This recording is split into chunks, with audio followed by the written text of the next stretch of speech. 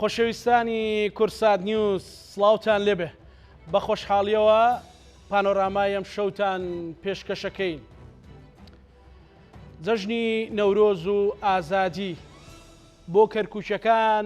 مانای تایبەتی خۆی هەیە. لە ڕۆژی 21 سێدا لە ڕاپەڕینە مەزنەکەی خەڵکی کوردستان نەورۆز و ئازادی تێکەڵ بە یەک کرا. هەموو ساڵێ لەو یادەدا کەرکووچەکان بە گوڕوتین و حەماسێکی کوردانەی بەهێزەوە کە هەر کوردێک لە هەر پارچەیەک بێ حەسوودی بە کەرکووچی و کوردایەتی کەرکووچەکانە بات ئەوێ لە کەرکووک بێ و بەشداریکردنەوەی ئاگری نەورۆز بکات.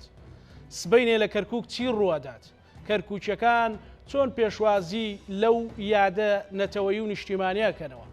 لێدوانێکی مەکتەبی سیاسی ئەندامێکی مەکتەبی سیاسی پارتی کەرکووچەکان تووڕە دەکات بە جۆرێکە شەقامی کەرکووچی و گەنج و لاوانی کەرکووچی تووڕە و نیگەرانن لەبارەی هەندێ لێدوانی ئیستفزازی بەرامبەر بە خەڵکی کەرکووک لە کاتێکدا کەرکووچەکان لە ناو پرۆسەی تعریب و پرۆسەی پیلانی جۆرا و جۆرن، بەڵام کۆمەڵی خەڵک وەک خۆیان ئەڵێن لە دوورەوە توانج و پلار لە ئارامی لە معانات لە خەڵکی کەرکووک هەگرێ. بۆچی ئەگەر کەسێک خزمەتی کەرکووکی پێناکرێت ئەیەوێت ئازاری کەرکووچەکان بدات؟ ئەمە وتەی کەرکووچەکانە. ئەم شەو تاوتوێی ئەم بابەتانە دەکەین بە میوانداری هەرێک لە بەڕێزان لێرە لە ستۆدیۆکانمان. مامۆستا حەسیب عەبدوڵڵا دامی سەرکردایەتی یەکێتی نیشتیمانی کوردستان. مامۆستا بەخێر بێی. سوپاس دەکەم. هەروەها بەڕێز ڕەشاد گەڵاڵی کادری پێشکەوتووی یەکێتی نیشتیمانی کوردستان کە بە ڕێزیشان لە شاری مەخمورەوە لە گەڵمان. سوپاس بۆ کاک ڕەشادش. مامۆستا دووبارە سوپاس میشە هاوکاری ئێمەیت وەکو دەستگای میدیای کورسات. سبەی چی ڕووەدا لە کەرکووک؟ سوپاس بۆ ئێوە. سوپاس بۆ بەڕێستان. دیارە سەرەتا پێم خۆشە پیرۆزباییەکی گەرم بە بۆنەی جەژنی نەورۆز جەژنی ڕاپەڕین و دواترش ڕزگارکردنی قودسی کوردستان لە سەرجەم کوردستانیان بکەم و بە تایبەتی لە خەڵکی کەرکووک لە هەر شوێن و جێگایەکەن. هەر لێرەوە بە پێویستی ئەزانم سەری ڕێز و نەوازش دابنەوێنین بۆ ئەو شەهیدانەی کە لە یەکەم چەخماخەی ڕاپەڕیندا لە ناو شاری کەرکووک خۆیان کردە قوربانی و بوونە سمبولێک تا ئەمڕۆ ئێمە شانازیان پێواکەین و درود بۆ ڕۆحی پاچیان دەنێرین. بەڵێ مامۆستا لەو پێشەچێکە من وەکو ڕۆژنامەنووس مەسەلەن تێبینیم کردووە چەند ڕۆژێکە کەرکووچەکانی گەرانن لە لێدوانێکی مەکتەب سیاسیی پارتی بەرامبەر بە کەرکووک بەرامبەر بە یەکێتی کە بازلەوەکە کە ئێمە بە سەربەرزی دەگەڕێنەوە کەرکووک وەکو یەکێتی بە سەرشۆڕی لە کەرکووک نامێنینەوە. ئێوە بۆ بە سەرشۆڕی لە کەرکووکمانەوە. بەڵێ دیارە ئەم پرسیارە قسە زۆر هەڵەگرێ.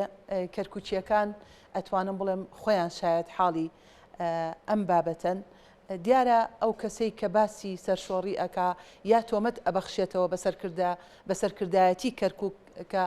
پێیان دەڵێ بە سەرشۆڕی گەڕاونەتەوە ئەوان چاوەڕیانە بە سەربەرزی گەڕاونەتەوە. پێم وایە تا ئێستا لە وشەی سەرشۆڕی تێنەگەیشتووە. ئەگەر وشەی سەرشۆڕی پێناسە بکەین ئەو کەسانە ئەگرێتەوە کە لە کاتی تنگانەیە خاک و خەڵکی خۆیانیان بەجێهێشتووە. وشەی سەرشۆڕی ئەو کەسانە ئەگرێتەوە کە کچان و ژنانی یەزیدیان لە شەنگال ڕادستی داعش کرد. ئەو کەسانە ئەگرێتەوە بۆ بەرگریکردن لە شنگالیەکان لە برایەزیدیەکان تەنانەت یەک پیشێکێکیشیان نەتەقان داکۆچیان لێ نەکردن. وشەی سەرشۆڕی ئەو چمکە بە تەواوەتی ئەو کەسانە ئەگرێتەوە کە لە دوای هێنانی ڕیفراندۆمێکی سەقەت بۆ هەموو کوردستان بە کەرکووکیشەوە و دەرەنجامەکەی بەشێکی زۆر یاخود لە 150 خاکی کوردستان لە دەست کورد دەرهێنرا پشتیان لەو ناوچانە کرد و هەڵاتن خەڵکەکەیان بەجێهێشت. ئەمە سەرشۆڕیە. سەرشۆڕی ئەوەیە تۆ لە کاتێکدا کە لە کەرکووک نەوت لە ژێر دەستا بوو یاخود سوودمەندی یەکەم بووی لە نەوتت دەرێنا و نەوتت بەتاڵانە بەرد کاتێکە دەرەنجامەکانی شکستی ریفراندۆم ئەم نەوتی لە تۆ قەدەغە کرد ناو کەرکووکردنا بە شارێکی داگیرکرا و لە هەمان کاتدا لە هەمان سات و وەختدا تۆ ئەچی لە مووسڵ شەڕی پۆستەکەی شەڕی بەدەستێنانی پلاکی من نازانم لای ئەو برادرانە سەرشۆڕی چمانایەکی هەیە بە پێچەوانەوە خەڵکی کەرکووک ئێمە خەڵکی کەرکووکەکەینە حەکەم با خەڵکی کەرکووک دادوەر بێ بزانە لە ڕۆژانی تنگانە چێ لەگەڵیان ماوەتەوە و تەحەدای نارەکانی کردووە و چێش بەجێ هێشتون لە دوورەوە دوورشم و قسەی گەورە و قسەی باقوبرێ ئەکا بە مزایدە و ئەیفرۆشێتەوە بە کەرکووچەکان پێم وانە ئەمە لای هیچ کەسێک ناڕوون بێ لای هەموو لای خەڵکی تر ئەگەر وەکو خۆی نەزان بەڵام لای کەرکووچەکان زۆر ڕوون و ئاشکرایە ئەوە یەکێتی نیشتیمانی کوردستان بوو لە دوای ئەو شکستەی کە ریفراندۆم بە سەرمانیەنا دەستی لەسەر برینەکانی بوو بەڵام خەڵکەکەی بەجێ نەهێشت خەڵکی بێ ئومێد نەکرد چارەنووسی لەگەڵ چارەنووسی خەڵکەکەیە بەیەکەوە گرێدا بوو کاریگەری کردو بمانەوەی یەکێتی لەسەر کوردستانی بوونی کەرکووگیان لەسەر کوردانی کەرکووگیانی لانی کەم لانە و پەناگیەکی ئارام بێ لەو کاتانی کە تعریب سڕە بێتەوە لەو کاتانەی کە پارێزگاری سەپێنرا و دۆخێک دروستەکە لە کەرکووکە کە بە دڵی کورد نابێ بە دڵنیایەوە کاک زانادیارە یەکێتی نیشتیمانی کوردستان هەمیشە لە پای دڵسۆزی لە پای مانەوەی لەگەڵ خەڵکەکەی خۆیان ئەتوانم بڵێن باجێکی زۆری داوە مانەوەی پارێزگاری کەرکووک تاکو ئێستا دیارە هۆکارەکانی زۆر وازەحە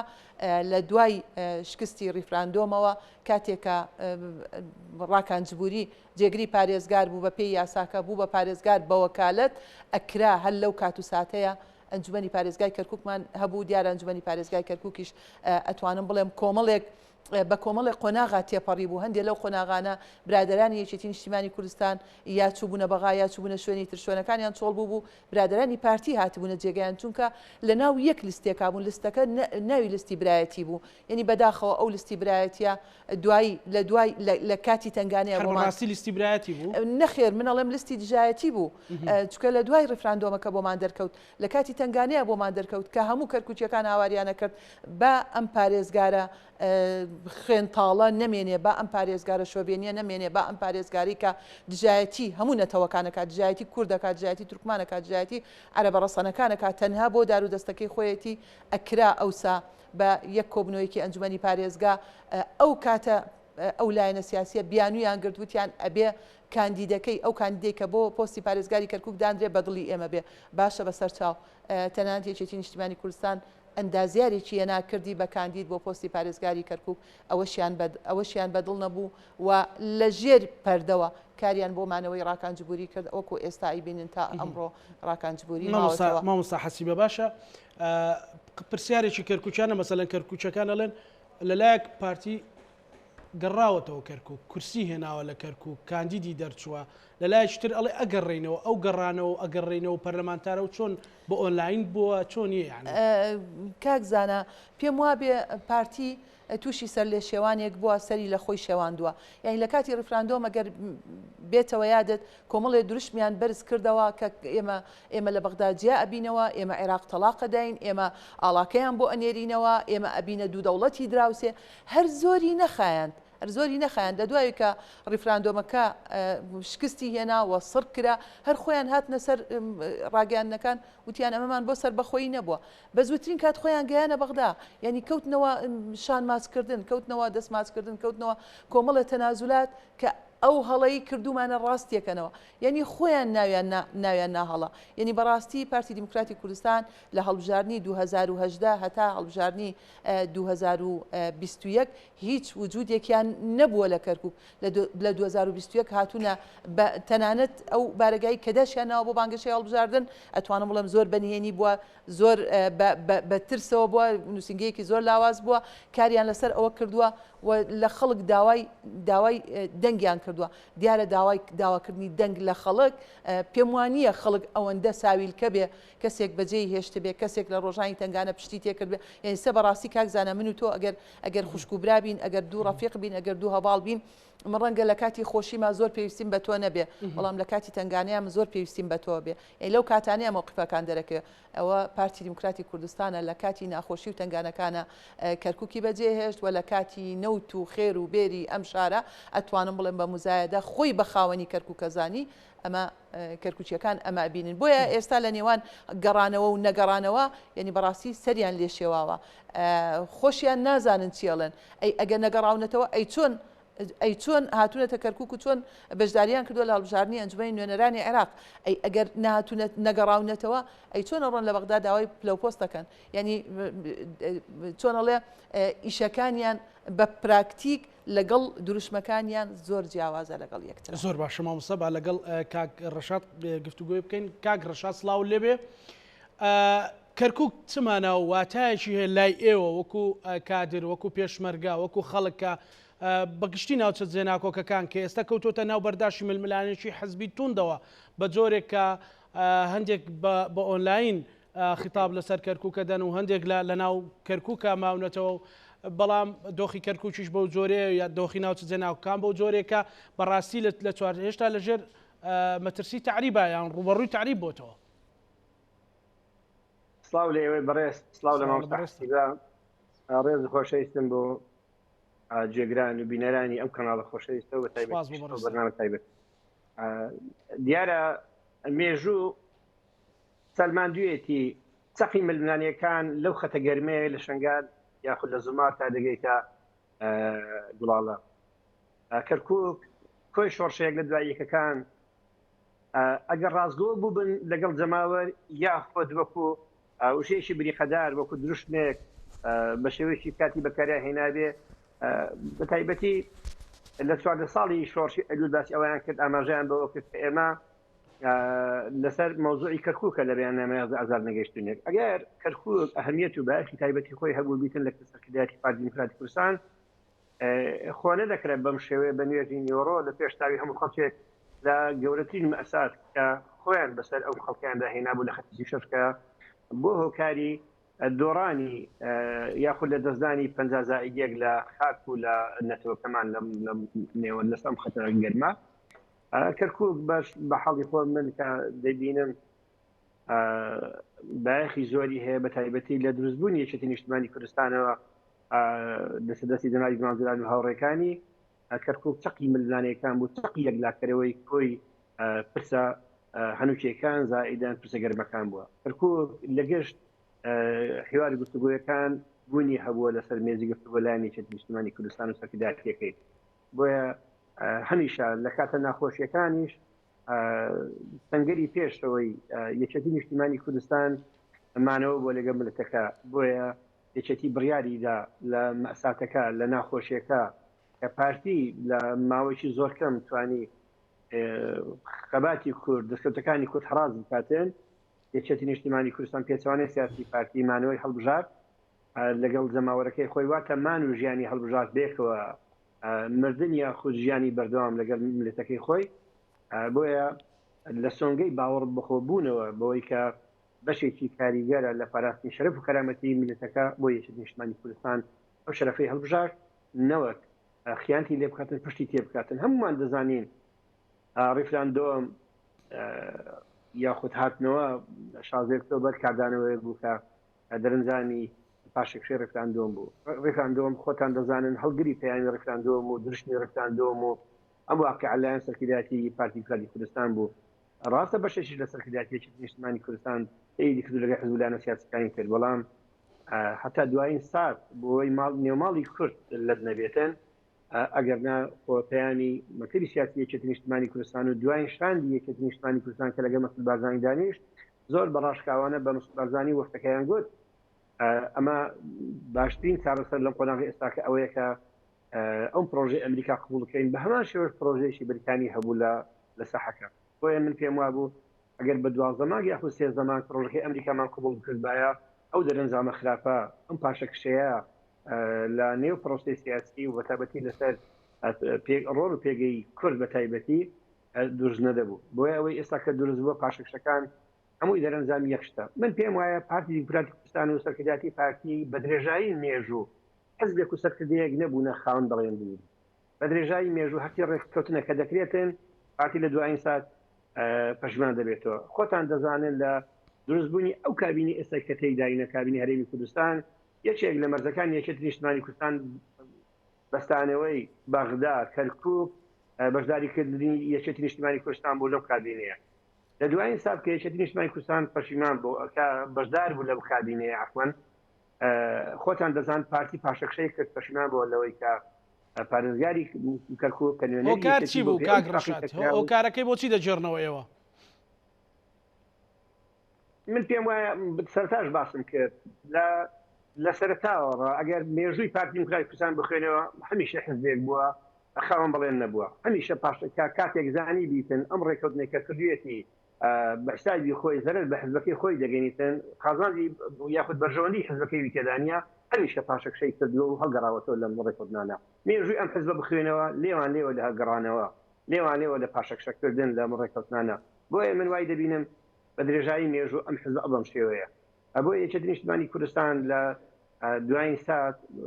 مانەوەی هەڵبژات ئەم مانەوەیە بەشێکیشە لەم خەتە گەرمەکە لە زمار وەکو سەرتاش باسم کرد تا دەگەیتە گوڵاڵە یەکێتی نیشتمانی کوردستان ماوەتەوە کە ماوەتەوە بەتاکی ئێمە وەک ئەوەی کە دکتۆر کەمال باسی دەکاتن یاخود هەر یەکێکی تر باسی بکاتن ئێمە لە هەموو حاڵەتەکان مانەوە لەلای ئێمە شەرەفمەندانەیە ئەرچێک بووە پێما سپێدرای ئەرکیشەن و کەی بتوانین وەکو یەکێتی نیشتیمانی کوردستان سەرجەم ڕێخنەکان یەکێتی نیشتیمانی کوردستان لە کەرت و کۆمیتەوە تا دەگەیتە سەرکرداتی یەکێتی نیشتیمانی کوردستان لە ناوچەکەماتەوە بە تایبەتی خۆتان دەزان ئێمە جگەل لە مەڵبەندەکانی حەمرین یاخود خانەقین زایدەن کەرکووک کۆمیتەکان لێرە لە مەخمور لە زومار لە سەرگەڕان لە دبست هەتا دەگەیتە مەقسەی مۆسڵ بەسەرمێنەوە ماوەتەوە لام سیر بوو بە شتێکی تر لە دنیای سیاست لە دنیای سەرکردەکان کە باز دەکێتن ماندێلا دەڵێ ئاماژەک دەکات لەوتەیەک دەرێ ناشریترین سەرکردەکانی دییان ئەوانن کە گەلەکانیان لە پێناو کورسی و برژۆنەکانی خۆیانەوە لە پێناومانەوەی خۆیان دەفرۆشن ئەمانە بەڕاستی لێتان ناشارمەوە پەیامی ئەو برادران لە پێناو مانەوەیان و پاراستنی کورسەکانی خۆیان ئامادەن گەلەکەممان بە تەواوی برسی بکەن لە وڵاتی خۆمان ئەمە بەڕاستی پەیامێکە ئێستاکە بە باشکرایی ڕوونە لە بواری کارکردنە لە ئەو حکومەتە ئەو کابینێت تازەیە کە تۆتال واتە هەژموری پۆلیسی ئەمنی تۆقێنەر زائیدەن برسیکردن دوانەیەکن پێکۆلەکەندراون کە پارتی دموکراتی کوردستان ئێستاکە لەم هەرێمە جێبەجێ دەکاتن بۆیە من دەگەڕێمەوە سەر شتێکی تر کە زۆر بە لەسەر دوای نوتەی کەما کەسوچی کە باسی دەکاتن من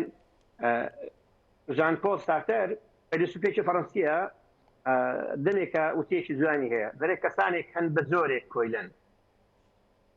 حەز دەکەن ئەو پێڵاوانش لە مۆزەخانەکان هەڵگرن کە شەقیان پێ خواردوە بە درێژایی مێژوو بخوێنەوە ڕۆڵی کاکەمال لە سەرەتای بەتایبەتی دروستبوونەوە شۆڕشێنی ئەوانە بەشێک بووە هەر لە شەرەفی ئەوەی بەرکەوتیە هەمیشە ڕۆڵی ئەوەی هەبووە ئاژاوە دروست بکاتن بەشداری کردووە لە بەکردانی کوڕی خەڵک هەر لە ڕۆژهەڵاتی کوردستان تا قیادە موقەتە تاکو ئەمڕۆژ پیاوێک بووە هەمیشە ینی بەشداری نەکردووە لە دروستکردنەوەی متمانە هەمیشە بەشداری نەکردێت لە سەقامگیرکردنی ئاشتەواییەک لە نێو کۆمەڵی کوردەواریدا لە نێو حزب و لانە سیاسیەکاندا هەمیشە بەشێک بووە لە دروستکردنی ئاژاوە فتنە لە ناو پرۆسی سیاسی و بەتایبەتی لە نێر لێو هاوکێشە ئاڵۆزەکاندا خەڵکێک کە دەگات ئاسی سەرکردایەتی بەشێک دەبیتن لە ڕۆڵ دەبینیتن لە دروستکردنەوەی ئاشتەواییەک ئەگەر بێک و شەش بیتن بەڵام ئەم پیاوە لە سەرەتای دروستبوونیەوە لە سەرەتای هاتنە ناو شۆڕشیەوە هەمیشە ڕۆڵی هەبووە لە دروستکردنی ئاژاوە دووبەرێکی وتە من پێم وایە مانی دکتۆر کەمال گەشەکردنی دکتۆر کەمال پێشکەوتنی دکتۆر کەمال لە دروستکردنی ئاژاوەیە لە دروستکردنی کێشە ناوخۆیەکانە ئەگەر نامن پێم وایە قۆناغی دکتۆر کەمال دەمێکە بەسەرتووە جەنابی مامزەلالیش دەمێکە قسەیەکی کردی ڕۆحی شاد بیتن باس نە دکتۆرە نە کەمالە نە کەرکووچیشە ئەسپات بوو خۆ ئەمە جەنابی مامزەلال لە بگۆڕە ئەم قسەی نەکردووە ئەگەر مێژووی دکتۆر کەمال و بەناو دکتۆر کەمال و مێژوو ئێستا ڕابردی لە بەردەستی نەبوو بیتن دڵنیا بووم جنابی مامجلال ئەم خوێندنەوە واقعبیانی نەدەبوو. بەڵێ سپاس دەکەم کاک ڕەشاد ئەگەر ڕێمۆلات مامۆستا حەسیبە ینی ئێوە لە هەڵبژاردنەکانی کەرکووکە ئەنی سەرنجێک هەیە تەقسیمی انتخاباتیتان وابوو کە کورسیتان کەم بوو ئێوە چکە هەوڵتان بۆەدا 6 کورسی کورد لە ئێوە بێ یان لای هاوپەیمانی کوردستانی بێ بەڵام پارتیە لە سێمەش دەنگمان هەیە لەوێ تەقسیمی انتخاباتیتان بوو یاخود دابەزینی جەماوەرەکەتانە لە کەرکووک. کاکزانە دیارە کاتێک کاڵبژاردننی ئەنجومەنی نوێنەرانی عێراق هاتە پێشەوە ئەو لایەنە سیاسیە ڕۆشت ڕێکەوتنی ژێربەژێری کرد چووە قەتەر و چووە دووەلی خەلیج و چووە تورکیا و چووە ئەمسەر و ئەوسەر ئەو دەنگانی کە ئێمە هێناومانە وەکو دیارە و دەنگانە لە جێ تمۆحی ئێمە نیە ئێمە وەکو یەکێتی نیشتیمانی کوردستان هیچ کاتێک لە 5 کورسی کەمترمان نەبووە 5 و 6 و زیاتریشمان هەبووە. یەک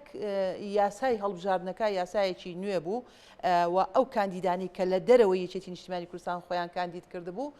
بەشێکی زۆر دەنگیان برد ئەو دەنگانە فەوتا. ئێمە لە کەرکووک 29,000 دەنگمان فەوتا کە هەمووی دەنگی یەکێتیە هیچ دەنگێکی تریتیانە دوایەوە ئەو سێ کورسێک کە هێناومانە ئەو سێ کورسیە کورد قسەیەکی ئەڵێ وەکو شیری دایکمان ئێمە حەڵاڵە هیچ دەنگێکی تەزویر و دزیتیانە بەڵام دەنگەکانی تر بەدڵنیاییەوە ئەو ڕێکەوتنە ژێربەژێرانە کە کراوە لە دەوڵەتەکانی خەلیج من بەڵگەم لایە بۆ ئەم قسەیە دەنگی حەقیقی خۆیان نیە دەنگی تەزویرە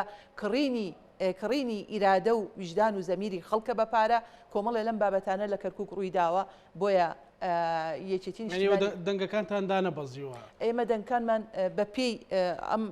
سیستەمە تازە هیچ لە عێراق بەکوی گشتی دەنگدابەزیوە بەکۆی گشتی دەنگدابەزیوە بەڵام ئێمە ئەگەر ئەو دەنگانەی دەرەوەی لستەکەی ئێمە بە هەدەر نەڕۆشتا ئێمە دوو کورسی ترمان یعنی بە 29,000 دەنگ دوو کورسی ترمان ئەهێنا ڕێک 5 کورسەکەی خۆمانمان ئەهێنایەوە بەڵام تیکراریەکەمەوە دەنگانی ئێمە دەنگی حەڵاڵە دەنگی خەڵکی تر دەنگی حەڵاڵ نییە و دەنگی حرامە و دەنگی دزیە و دەنگی تەزویرە باشە هەر ئەوەشمان پێ ئەڵێ کاتێکە ئەو لایەنە سیاسیە ڕۆشتووە ڕێککەوتنی کردووە لەگەڵ حەلبوسی لەگەڵ خەمیس خەنجار لەگەڵ کوتلەی سەدریا بینیمان لە یەکەم هەڵبژاردی لە یەکەم کۆبوونەوەی ئەنجومەنی نوێنەرانی عێراقا چۆن بەیەکەوە ئەو کوتلەیان پێکێنا و چۆن بوون بە بەشێکی زۆر نەرێنی خراپ لەسەر پەرتەوازەکردنی ناوماڵی شیعی یعنی ئەتوانم بڵێم دەور و کاریگەریەکی زۆر خراپیان هەبوو یاریەکی زۆر خراپیان کرد شیعیان بوون بە بەشێک لە دبوونی شیعە و لە دابەشبوونی شیعە ئەمە کە باسی هەڵبژاردننی ئەنجومەنی نوێنەرانی عێراقین کاتێک یەکێتی نیشتیمانی کوردستان کە ویستی دکتۆر بەرهەم کاندید کا بۆ پۆستی سەرۆکۆمار کە ئەمە بۆ بە عورفێک لە وڵاتە بۆ بە عورفێک پۆستی سەرۆکۆمار هی کووردە کوردیش لە نێوان خۆیاندا لە نێوان یەکێتی و پارتیە ڕێکەوتن کراوە کە بەرامبەر پۆستی سەرۆکی هەرێم ئەم پۆستە پۆستی یەکێتی نیشتیمانی کوردستانە بەپەلا زۆر بە شپرزەیی پارتی دیموکراتی کوردستان هات کاندیدێکی هێنا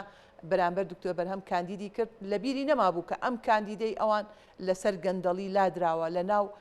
لە بەغدا لە هەموو مەحافلەکانە ئەم کەسایەتی چی مەقبول نییە لەبەروی لەسەر گەندەڵی دەرکراوە ئەوە بوو بینیمان مەحکەمەی فیدراڵی ڕەتی کردەوە و دووری خستەوە بۆیە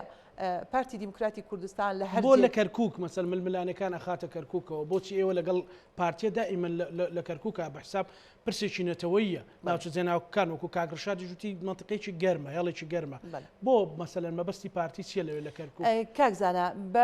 بە بۆچوونی ئێمە خودی ریفراندۆم بۆ دەرهێنانی کەرکووک بوو لەژێر دەسەڵاتی یەکێتی نیشتیمانی کوردستان یعنی ئەوەی کە ئەیلێن تەنها دروشمە لە ناغدا ئەوان نایەنەوەی هیچ کەسێک لەوان باڵادەستتر بێ نایەنەوەی هیچ کەسێک لەوان لە پێشتر بێ یعنی تر پارتی تەبعی وایە چی ویستی چی بێ ئەوێ ئەوە ببێ گوێ نادا ئیتر قوربانی لێکەوێتەوە خراپە خاک لە دەسەدا قەزیەکە دۆڕێنێ پاشەکشاکە ئەمانە بەلای پارتی دیموکراتی کوردستانەوە هیچ گرنگ نییە بەڵگەشمان بۆم قسانە لە کەرکووک بینیمان بۆ دەرهێنانی کەرکووک لە بن دەسەڵاتی یەکێتی بەوە شڕانە وەستاوەتەوە هەر ئەگەر ملاحەزە بکەی لەم دووسێ هەفتەی ئەخیرا بزەبت ئەبوایە ڕاکانجبووری هەڵبژێردراوە یەکێکە لە کاندیدە سەرکەوتەکان بۆ ئەنجومەی نوێنەرانی عێراق یعنی قەناعەتی تەواوی هەبوو کە کۆتا ڕۆژەکانی بەڕێ کرد بچێ بۆ ئەنجومەی نوێنەرانی عێراق و لەوێ سوێندی یاسایی بخوا بەڵام لە ڕێگای ئەو تەحالوفە لە ڕێگای ئەو تەحالوفەی کە کراوە لە نێوان پارتی و سەدری و حەلبوسیەکان و خەمیس خەنجەر بە پەلە خەمیس خەنجەر خۆی گەیانە کەرکووک لە کاتێکدا ئەو کەسی کە لە با بڵین لە دوای ڕاکان دەنگکانی لە دوای دەنگکانی ڕاکانجبووریە لە حاڵەتێکە ڕاکان نەڕوە ئەو بڕوە ئەمانە هینیان هەیە دژمنداریەکی کۆنیان هەیە زۆر خلافیان هەیە لەگەڵ ڕاکانە تەنانەت هاتنە سەرخەت و کەوتنە نێوانیان و نێوەنگیریان کرد و قەناعەتیان هێنا باوان کە ئەوان سەر بە عشیرەتێکی جیاوازن ئەوان عوبێدن و ڕاکانجبوورە قەناعەتیان بە ڕاکان هێنا کە ڕاکان بمێنێتەوە دیسانەوە لێرە پارتی دیموکراتی کوردستان ڕۆڵی سەرەکی هەبوو لە مانەوەی ڕاکانجبووری لە پۆستەکەی خۆی و وەسفی عاسی کە لە عشیرەتی عوبێدە ئەویان نرد بۆ بەغدا بەڵام ئەوانی ژەڵێن ئێمە دیفاع لە کەرکووکەکەین مەسەلەن لە سبەینی ئێمە ئاگری نەورۆز دەکەینەوە بەسەر بەرزی مەسەلەن دژی زوڵم زۆرین هەتا ئەو ڕۆژەی کە ڕاکان سعید بڕیارەکەی دەرکرد بۆ سێ کاتژمێر بۆتان هەبێ ئاگری نەورۆز بکەنەوە پەرلەمانتارەکەی پارتیوتی ئێمە پێمان وەستاندووە کاکزانە پێم وابێ قسەیەکی خۆی لە کوردوارێڵێڵە درۆ لەگەڵ ڕێز و حرمەتم بۆ هەموو بینەران درۆ پیاوی فەقیرە هەموو کەس ئەتوانێ بیکە یعنی ڕێک ئەمە وای لاتوە ئەگە تۆ دیقەتی نووسراوەکە بدەی تەوجیهی چێکراوە ئاراستەی چێکراوە ئاراستەی کوتلة اتحاد الوطنی کوردستانی یعنی لەگەڵ لەبەر چی تەوجیهی ئەوانی کردووە دیقەتی نووسراوەکەی ڕاکانجبووری بکەی نووسراوی دووەمی دیارە کاتێک کە نووسراوی یەکەمی کردووە و لە ماوەی سێ سەعاتە من ئەوەشیانەوە دیسان بەدەستی پارتی ئەزانم بۆ ناشرینکردنی یەکێتی بۆ لە کەرکووک بەڵام خۆشبەختانە سەرکردایەتی یەکێتی لە کەرکووک خودی لێپرسراوی یاخود سەرپەرشتیاری زۆنی کەرکووک سەلاحەدین هاتە سەرخات و يعني ئەمە جێگای قبول نییە یعنی ئێمە خاوەن شارەکەین ئێمە خەڵکی ڕەسەنی شارەکەین ناکرێ ئێمە ڕاکانجبووری بە خێری خۆی سێ سەعات مۆڵەتمان بداتێ و من دڵنیام قەتیش ڕاکان جورئەتی ئەوە ناکە ئەمە بە دڵنیایەوە بەرنامەیە و بۆی دانراوە ڕاکان بە چاونوقانەوە ئیمزای کردو خۆی احترافی بەمە کردوتی من ناوەڕۆکی نووسراوەکەم نەخوێندێتەوە تەنها ئیمزام کردووە بۆیە بەپەلا داوای لێبوردنی کرد و ئەو نووسراوەی چاک کردووە بۆیە ئێمە سبەینێ یەکشەمەیە لەسەر قەڵا سەربەرزەکەی کەرکووک هەموو کەرکوچیەکان هەموو خەڵکی کەرکووک بە قیادەکەشیەوە ئێمە لە پێشی خەڵکەکەی خۆمانەوە لەوێ ئاگرەکەینەوە ئاگرەکەی سبەینیمان پێم وایە تەنها ئاگری نەورۆز نییە ئاگری تەحەدایە یعنی ئاگرەکەینەوە لە ناو دڵی ئەو کەسانی کە پێیان ناخۆشە یعنی ئەوەی کە پروپاگەنداکە مزایەداکە ئەوەتانێک خەڵکی کەرکووک سێ سەعات مۆڵەتی پێدراوە نەخێر ئێمە ئازادین سبەینی ئاڵای کوردستانیش بەرزەکەینەوە لەسەر قەڵای کەرکووک و ئاهەنگ ئەجێڕین و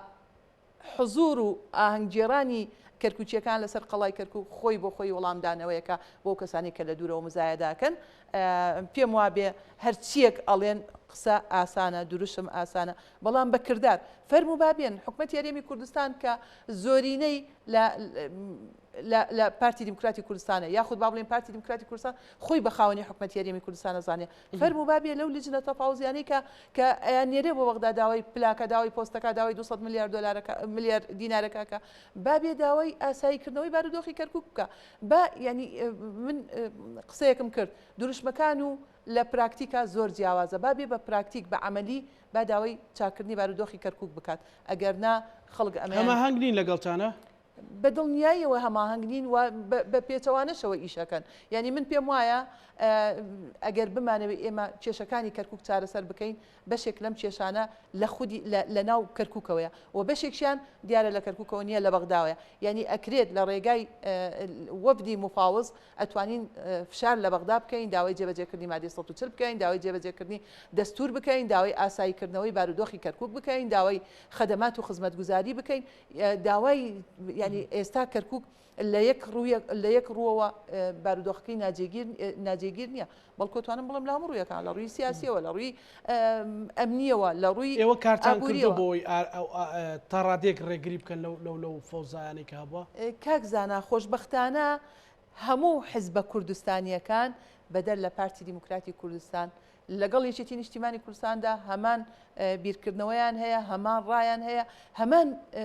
بۆچی ئەوان هەمان ڕایان هەیە لەگەڵ ئێوە تەنها پارتی نەبێت وڵی پێم وا بێ برای بەڕێزم کاک ڕەشاد هیچی تیانێشتەوە زۆر جوان وەسفی پارتی کرد ئیتر پارتی ڕەنگە خی تەبارەت و تعالی دروستیانی کردێ بەس بۆ دژایەتیکردنی خەڵک یعنی بەڕاستی ئەوەی ئەوانەیەکەن دژایەتیکردنی خەڵکە ئەوەی ئەوانەیەکەن کە فەرمو سێرکە ینی تەنانەت هەڵگەیشتە ئەوەی کە لە زۆنی سەوز موچەی خەڵک تاخیرەکەن لە زۆنەی سەوز ئەیانەوەی خەڵک زیاتر برسی بکەن یان سێری جیاوازیەکان بکە ئەوەی کە پارتی دیموکراتی کوردستانی کە تەنها مزایدەی سیاسیە و تەنها فرۆشتنەوەی دروشمە ئەمانش خەڵک لی تێگەیشت ینی ئەم مۆدیلە بەسەر چووە خەڵک وەری ناگرێت. زۆر باش مامۆستا کاک ڕەشاد ئێوە لە مەخمور لە ناوچەکانی تر کە درێژ بێتەوە تا ئاگاتەوە پردێ و سەرگەڕان و تا ئاگاتەوە ناوچەقی کەرکووک یعنی چیتان کردووە لەناو ئەو دۆخە شڵەژا و ئاڵۆز و پڕپیلانەی کە هەیە بۆ سەر ناوچەکە وەکو یەشێتی وەکو کادر وەکو سیاست بۆی بتوانن ئارامیەک بن پەناگەیەکی ئارام بن بۆ خەڵکی ناوچەکە و مەسەلەن فەرقتان هەبێت لەگەڵ پارتی فەرقتان هەبێت لەگەڵ لایەنێکی تر. بەڵێ دیارە لە سەرەتای کە ئەم وەزعە دروست بوو لە 16 ئۆکتۆبەر یەکێتی نیشتیمانی کوردستان من ئەو کاتە لە مەخمور بەرپرسی کۆمیتەی ڕەخستی مەخمور بوو. بەڵێ دەنگ نەما دەنگ کاک ئەبەش دیارە ئەو کاتە من بەرپرسی کۆمیتەی ڕەخستی مەخمور بووم بڕیاری سەرو لە سەرمانەوە بوو بۆیە هەموو ئەرکەکانمە قۆناغ یەکەم بە دوو زۆر بردیەکیان ئەوە بوو کە بەشێک بین لە پاراستنی سەر و ماڵی خەڵک و شەرەف و کەرامەتی خەڵک دووهەمیان هەوڵ بدەین ئەم کاردانەوەیان ئەو کارانەی تەواشەکاریانی کە پارتی کردیوەتی بۆ دەرفەڕاندنی خەڵکی ئێمە لە شارۆچکەی مەخمور بە هەمان بە ئاڕاستەیەکی تر ئێمە بتوانین خەڵکی خۆڵم بگەڕنەوە بۆ سەرزەیە دیبا و باپیرانی خۆی لە ئاوارەی لە ژێر تەپر و ئەوانە نەجاتیان دەی بگەڕێنەوە بۆ شوێنی خوێن. من بە دڵنیایی باسی ئەوە دەکەم خۆم هەباڵانم لێرە بە هاوکاری هەباڵانی مەڵبەندی سێ و کاتەکە ڕاستە خۆ کۆمیتەی ڕەختی مەخمور سەر مەڵبەندی سێ بوو ئێمە سەرکەوتوو بووین لەگەڵ هەباڵانم بۆ جێڕانەوەی خەڵکی خۆمان بۆ نێو شاری خۆمان لە نێو ئەو سنتەری شار یعنی لە دوای هاتنەوەی سوپای عێراقی کە لە حەفتەی ئۆکتۆبەر هاتوێتەوە لە 16 بۆ لە 17 لە مەخمور هاتوێتەوە من حەزم لێ یەک شتان پێ بڵێن باوەڕ بکە سەردەمی کە ئیداری کوردی لێرە بۆ ڕۆژ نەبوو لەنێ ئەو لە نێو سنتەری شاری مەخمور شەڕ و شەڕ نەکرێتن خۆ بخۆی لە نێوەوە بەس بۆی دەستێکە بوو دەیانویست ئاژاوە دروستکردنی ئەو شارە ئێستا بە هەمان ئاڕاستەی پێشووتر بۆنەکانی خۆمان لەبەروی ئێستاکە بەتەنیا کۆمیتە لێرە یا مەڵبەندی 20 ڕەخستی مەخمور هاتۆتە ئێرە ئێستاکە یەکێتی نیشتیمانی کوردستان مەڵبەندی کردوتەوە لێرە هەواڵ حاکم سابیر لێرە ئەندامی سەرکردایەتیە و ستافێکی بەڕێزی لەگەڵەکە لە مەڵبەندەکە ئیش دەکەن ئەمانە کاریان هەما هەنگی هاوکاریکردن ئەم خەڵکەیە لەم سەتەرە و زایدەن کارکردنە لەسەر سنگەری یەکێتی لەسەر تۆکمەکردنی ڕێخستەکانی یەکێتی نیشتیمانی کوردستان و بە چێشیش دەبن ڕێخستەکانی یەکێتی مەڵبەند و کۆمیتەی یەکێتی بەشێکیش دەبێتن لە کار ئاسانی و ئاسانکاری بۆ هەموو ئەو کێشە و گیر و گرفتانەی کە دێنە بەردەم ژیانی ڕۆژانەی دانیشتوانی شارەکەمان لەم شارەیە لە پێچەوانەی خدمەتقی کەرکووک و ئەوانە لەم ناوچەیە تا ئێستاکە جوتیاری تعریب نهاتۆتەوە ئەوی هاتۆتەوە خۆتان دەزانن لە مەتقەی سەرگەڕان و دروست و ئەوانەیە لە مەتقەی کەرکووکە داخووقە بەڵام لای ئێمە تا ئێستاکە جوتیاری عرب نهاتۆتەوە وەکو تعریب بگەڕێتەوە ناوچەوە بێتەوە داوای ناوچەکە بکاتەوە واتە گرفتەکە کێش ئاڵۆزەکان پارتی لە پێناوەی بگەڕێتەوە بۆ ناوچەکانی خۆیان ئەم شێخی شەمبەر و ئەوانە خۆ ئێستاش دەچێت دەسڵاتی پارتیوە ماڵیان لە مەتقەی کەس نەزان دەوروبەری کەس نەزانەوە دێن ڕۆژانە کێشە بۆ مەتقەی سەرگەڕانەوە دەنێنەوە لە بۆ پەرکانەیە و گوندەکانی پرکە و ئەوانەی دەوروبەری سەرگەڕان دەنێنەوە بۆیە من وای دەبینم ئەم ئاراستە کارکردنە ئەوەی کە پادیکاری لەسەر دەکاتن خزمەتی ئێستا و داهاتوو بۆ داهاتووی ناوچەکە ناکاتن من پێم وایە دروستکردنی ئەو دووبەرێکیە لە لێو حزبولانە سیاسیەکانی کوردستان دەگرێتەوە بۆ یەک شت کە پادیکارستان سەرپەرشتی دەکاتن ئەویش ئەوەیە بۆی جمگە ئەساسەکانی حکومەتی هەرێمی کوردستان لەژێر دەسەڵاتی پارتی کوردستانە سەرۆکایەتی هەرێم زایدە سەرۆکی حکومەت وەزارەتی ناوخۆ مەنزومەی ئاسایش ئەمانە بەڕاستی پەیوەندیەکانی دەرەوە نەوت ئەمانە هەمویان پەیوەستن بە خۆیان خۆی جمگەکان لە بەدەستی ئەوانە کەس لە بەدەست ئەوان بوو خۆیان ئەمان دەیانەوێ ڕسمی سیاسەتی حکمڕایی لە هەرێمی کوردستان بەپێ ئەو نەخشەکانی کە هیچیان دەیانێت بۆ شێوەی جای بڕێژن کە من پێم وایە ئەمە جگەر لە پاشەکشەکردن بە پرۆسیسی سیاسی و دیموکراسی ینی جگەر لە پاشەکشەکردن لە بەرژەوەندەکانی گەلەکەمان دەستکەوتێکی لە ئێستا وز نابێتن بۆیە من وای دەبینم یەکێتی نیشتیمانی کوردستان لە دوو ڕیانێکدایە یان ئەوەتە دەبێ ئەنگەری پاراستی خەڵکی کوردستان سەربەرژانەوە لە ئەستۆ بگرێتن کە بتە بەشێک دابینکردنی موچە و ژیانی خەڵک ئەوەشیان تەنیا بە یەکشە دەکرێت بە تەسەوری من ئەم ئاڕاستە بێ کارکردن لەگەڵ پارتی دیموکراتی کوردستان لەم حکومەتەکە لەم کابینەی ئێستاکە بە تەسەوری من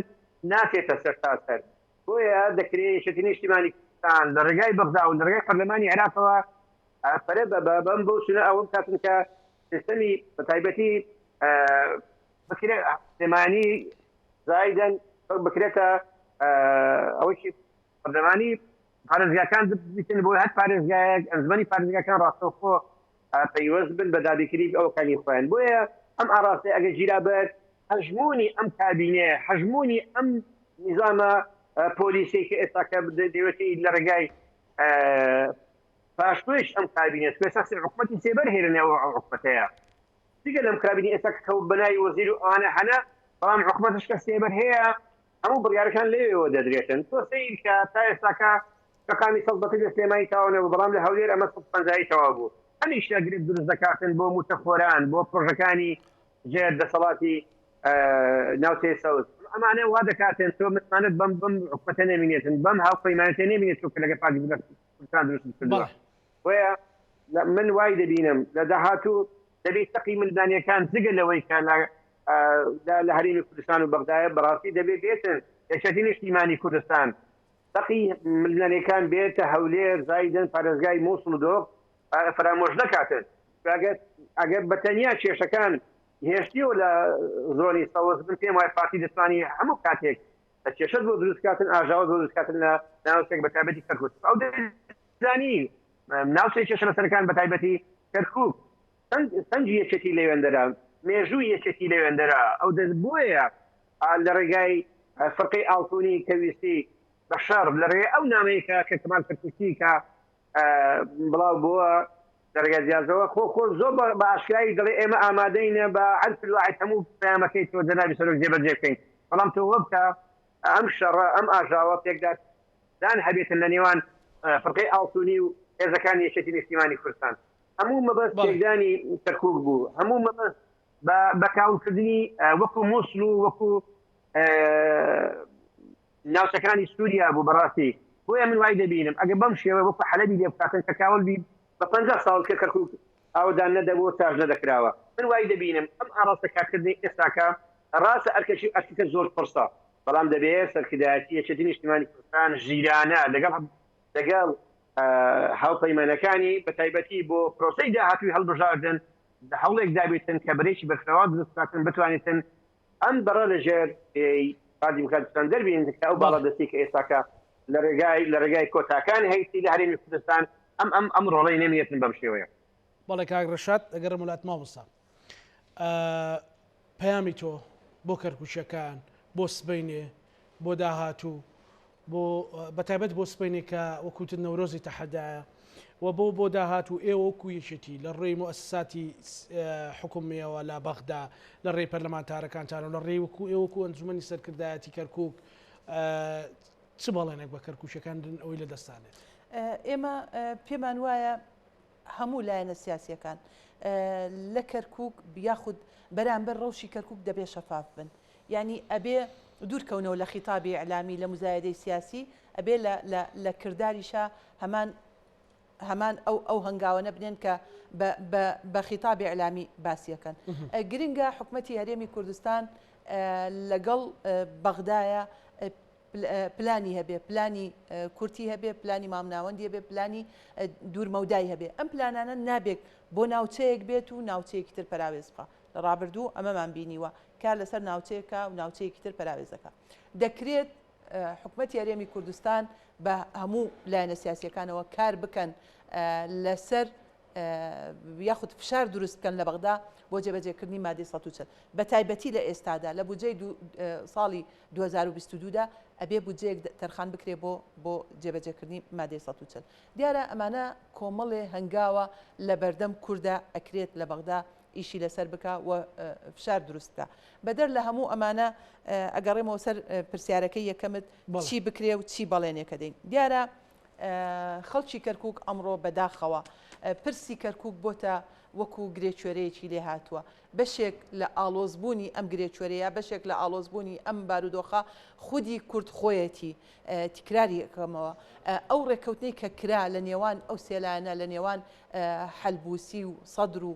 پارتی دیموکراتی کوردستاندا چەند خاڵێکیان لەسەر چەند خاڵێک ڕێککەوتن کام خاڵەیان لە بەرژەوەندی کەرکووک بوو لە کام خاڵەیە باسی جێبەجێکردنی مادەی 140ەکە لە کام خاڵەیەنە باسی جێبەجێکردنی دەستورەکە طبعاً هیچ کام لەم خاڵانە ئاسایکردنەوەی بارودۆخی کەرکووک گەڕانەوەی کەرکووک یاخود گەڕانەوەی ئەو دام و دەستگایانە بۆ پێش ڕیفراندۆم هیچ کام لەمانەی تیانە بووە ئەتوانم بڵێم بای یەک زەڕێک بەرژەوەندی و مەسلحەتی کەرکووچیەکانی تیانە بووە ئەگەر تیای وایە دیارە پارتی دیموکراتی کوردستان هەمیشە لە